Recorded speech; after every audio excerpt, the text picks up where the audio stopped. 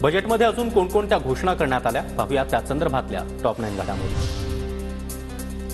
भारतीय भाषांमध्ये पाठ्यपुस्तकांची निर्मिती करण्यात येणार, तर भारताला जागतिक खेळणी केंद्र बनवण्यासाठी प्रयत्न। मेक इन इंडिया अंतर्गत पर्यावरणपूरक खेळणी बनवणार, सीतारामन यांची घोषणा।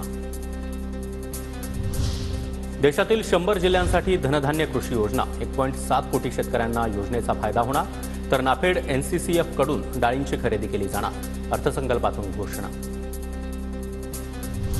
विधानसभा निवडणुकीपूर्वी बिहारसाठी घोषणांचा पाऊस, बिहारमध्ये मखाना बोर्डाची स्थापना करणार, लहान शेतकरी आणि व्यापाऱ्यांना फायदा होणार, तर IIT पटनाची देखील विस्तार करण्याची घोषणा। पायाभूत सुविधांसाठी राज्यांना 1.5 लाख कोटी, जलजीवन मिशन 2028 अंतर्गत वाढवलं, देशातील प्रत्येक घरापर्यंत नळानं पाणी पोहोचवणार, केंद्रीय अर्थसंकल्पात घोषणा। सरकारी शाळांमध्ये 50,000 अटल लॅब सुरू करण्यात येणार, तर सक्षम अंगणवाडी आणि पोषक 2.0 योजना लागू होणार, सीतारामन यांची माहिती।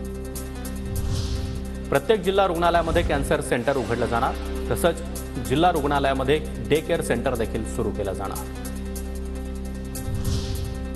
SC आणि ST प्रवर्गामधील महिलांसाठी विशेष योजना आणणार, या योजनेमधून 5 लाख महिलांना लाभ मिळणार। केंद्रीय अर्थसंकल्पामध्ये स्टार्टअपसाठी 10 कोटींची मर्यादा, नवीन उद्योगपतींना 2 कोटीपर्यंत कर्ज, तर लेदर इंडस्ट्रीमध्ये 22 लाख लोकांना रोजगार मिळणार, सीतारामन यांची माहिती। व्हिसा देण्याच्या पद्धतीमध्ये सुलभता आणणार, व्हिसासाठीचे नियम सोपे करणार, भारतामध्ये उपचार घेऊ इच्छिणाऱ्या परदेशी नागरिकांसाठी व्हिसा दिला जाणार, अर्थसंकल्पामध्ये घोषणा, तर वैद्यकीय पर्यटन वाढवलं जाणार, अर्थसंकल्पात माहिती।